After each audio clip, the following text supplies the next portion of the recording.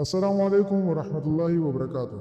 ګرانو مسلمانانو ورونو، نن په یوه ډېره اهمه موضوع باندې هغه خبره کوو او دې باره کې ډېر خلک پوښتنه کوي او تپوس کوي. موضوع دا ده چېرې انسان په موبایل کې قرآن مجید کولاو کوي او په هغې کې تلاوت کوي، نو دې ته په بې اودسۍ سره ګوتې ور وړلی شي او که نه شي ور وړلی. یو خو عامه طریقه ده چې عام کتاب قرآن مجید مصحف موجود وي په جوماتونو کې، په کورونو کې، نو که په هغې کې څوک تلاوت کوي او بغیر د اودس نه کولاوی، نو دا جایز نه دی، حرام دي. ځکه الله رب العزت فرمایي چې لا یمسه الا المطهرون. قرآن مجید به صرف پاک خلک هغه مسه کوي. دویم صورت هغه دا ده چې انسان په یادو باندې تلاوت کوي، نو په هغې کې هم اودس کول شرط نه دی. یعنې که انسان بې اودسه تلاوت کوي خو په یادو باندې کوي، قرآن مجید نه اخلي، دا هم جایز دي. دریم صورت هغه دا ده چې انسان قرآن مجید په موبایل کې کولاو کړي او په هغې کې بیا تلاوت کوي، نو د هغې څه حکم دی؟ دې باره کې ډېر خلک پوښتنه کوي، نو دا مسله په خپله باندې هم یې څه کوي او خپلو ملګرو سره هم شریکه کوي.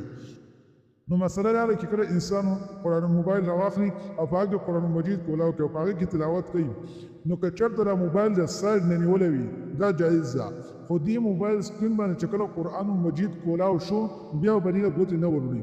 اگر که بعضې علما د دې قایل دي، خو غوره او راجح خبره دا ده چې دې سکرین له به دې سکرین له به هغه ګوتې نه وروړي. که ګوتې دې وروړې او قرآن مجید په کولاو و، نو په دې باندې ګناهګارېږي.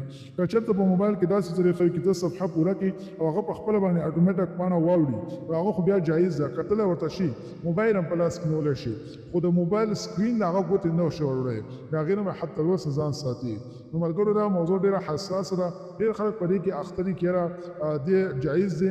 نو پکار دا ده چې یاره دې نه ځان وساتلی شي او اودس وکړی شي.